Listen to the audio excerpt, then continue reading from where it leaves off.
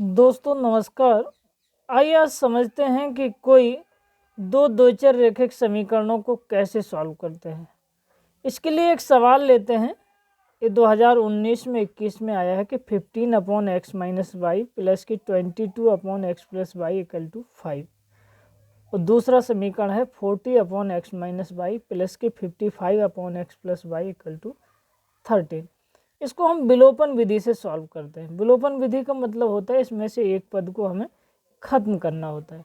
इसलिए मैं क्या कर रहा हूँ कि ये x + y वाले पद को मैं खत्म करने की कोशिश कर रहा हूँ। इसलिए मैं समीकरण 1 में 5 का गुणा कर देता हूँ दोनों तरफ, और समीकरण 2 में जो है 2 का गुणा कर दे रहा हूँ। करते हैं 5 का, तो 5 का गुणा किया 5 15 5 जा 75/x - y प्लस की 22 × 5 यानी 110/x + y। और जब 5 का 5 में गुणा करेंगे तो 25। अब इसमें सेकंड में 2 का करते हैं। 14 2 जा 80/x - y प्लस के 55 2 जा 110/x + के y और 13 2 जा 26। अब क्या करते हैं, एक जैसे साइन है प्लस ए बी प्लस, तो सब्ट्रैक्ट कर देते हैं। घटाने पर इन दोनों को घटाते हैं तो प्लस माइनस की वजह से कैंसिल हो जाते हैं। यहाँ का बचता है 75/x - y माइनस के 80/x - y। हर समान है तो अंश को आपस में घटा देते हैं। माइनस के 18 है प्लस के 75, तो माइनस के 5 बचे। अब यहाँ 25 है, माइनस के 26 है, 26 में से 25 गए तो माइनस के 1 बचे। माइनस माइनस आपस में कैंसिल कर लिया, क्रॉस मल्टीप्लिकेशन किया तो x - y = 5। इसको मैंने समीकरण 3 कह दिया। अभी x - y की वैल्यू उठा के समीकरण 1 या 2 में रखेंगे तो हमें x + y की वैल्यू मिल जाएगी। इसलिए मैं समीकरण 1 में रख दे रहा हूँ x - y = 5। x क्या है समीकरण 1? 15/x - y प्लस की 22/x + y = 5।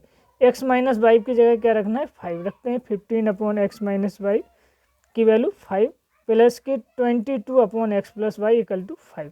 अब 5 का भाग देते हैं तो 3 बार जाता है। 5 3 जा 15 प्लस की 22/x + y = 5।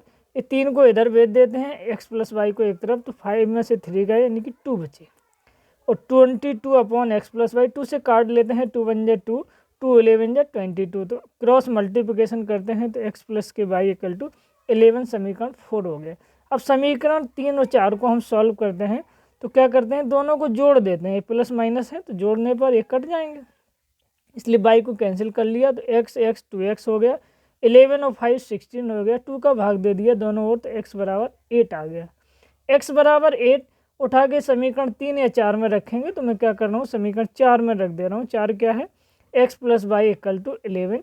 x = 8 रखा तो y बराबर हमारे पास 3 आ गया। जो x = 8 और y = जो 3 है, ये जो समीकरण दिए थे इनके सॉल्यूशन हो जाते हैं। Thank you.